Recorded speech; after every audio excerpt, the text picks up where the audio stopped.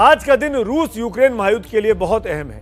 घटना चक्र बहुत तेजी से बदला है। इसमें 4 बड़े सवाल इस वक्त खड़े हो रहे हैं। क्या रूस परमाणु युद्ध कर सकता है, जिसकी धमकी वो कई दिनों से देता आ रहा था? सबसे बड़ा सवाल यही है कि क्या रूस परमाणु युद्ध कर सकता है। दूसरा सवाल कि क्या यूक्रेन की राजधानी कीव पर रूस कब्जा कर लेगा आज रात को? क्या कीव के लिए कयामत की रात है?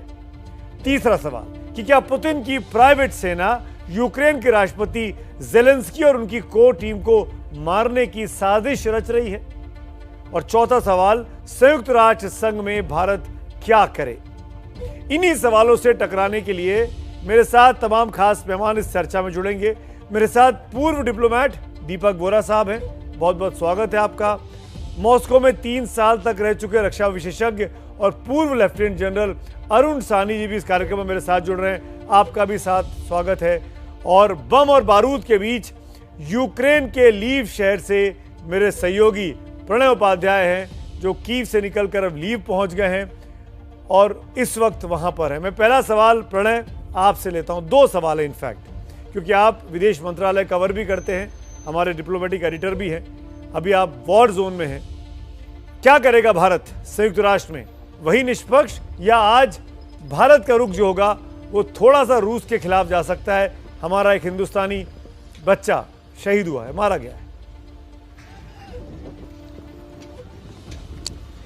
देखिए, मुझे लगता है सुमित कि इस सवाल का जवाब बहुत हद तक उस कंसिस्टेंसी को मेंटेन करता हुआ दिखेगा आपको संयुक्त राष्ट्र के अंदर, जो कि भारत फॉरेन पॉलिसी के तौर पर अपनाता आया है। लेकिन निश्चित रूप से भारत की चिंताएं बढ़ी हैं इस चीज़ को लेकर, क्योंकि इन 2 देशों की लड़ाई में भारत तीसरे देश के तौर पर एक कोलेटरल डैमेज को झेलता हुआ नजर आ रहा है। सीधे तौर पर भारत का इस लड़ाई से कोई लेना देना नहीं है, क्योंकि यूक्रेन की पहचान यूरोपीय देश के तौर पर हो या सोवियत संघ से निकले हुए एक रूसी प्रभाव वाले मुल्क के तौर पर हो, ये यूक्रेन की पहचान की लड़ाई है। लेकिन इससे भारत का सीधे तौर पर कोई देना नहीं है। लेकिन यूक्रेन की अर्थव्यवस्था में $5 बिलियन अपने स्टूडेंट्स के जरिए कंट्रीब्यूट करने वाले भारत को अगर इस तरीके की परेशानी झेलनी पड़ रही हो कि उसको अपने छात्रों को निकालने के लिए, स्टूडेंट्स को निकालने के लिए खासी मशक्कत करनी पड़ रही है, आज एडवाइजरी जारी कर देने के बावजूद रूस से 24 फरवरी से भारत लगातार कह रहा है कि खार्किव से जो वोल्गोरोद का बॉर्डर है, जो सबसे नजदीक पड़ता है, वहां से सेफ पैसेज मिल जाए, लेकिन वहां से भी रास्ता अभी नहीं मिल पा रहा है। सूमी में भारतीय बच्चे फंसे हुए हैं, करीब 1000 भारतीय बच्चे वहां फंसे हुए हैं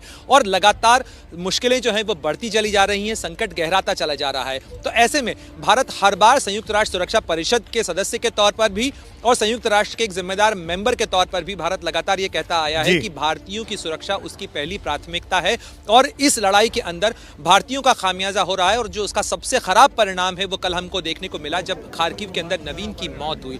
तो निश्चित रूप से ये चिंताएं बढ़ी हैं और लीव के इस शहर में, जिस जगह मैं समित खड़ा हूं, यहां पर लगातार भारतीय छात्रों के आने का सिलसिला है। 24-24 घंटे ट्रेनों में सफर करके ये बच्चे यहां पहुंच रहे हैं।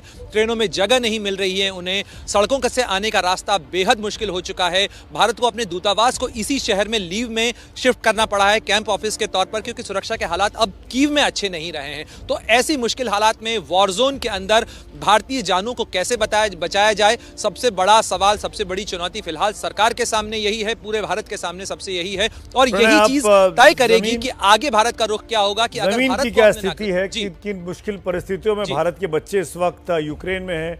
और ये सब चीजें हिंदुस्तान में रहने वाला एक एक नागरिक इस वक्त टीवी स्क्रीन से चिपका हुआ है। सबको चिंता है कि जो कुछ नवीन के साथ हुआ वो किसी और बच्चे के साथ नहीं होना चाहिए।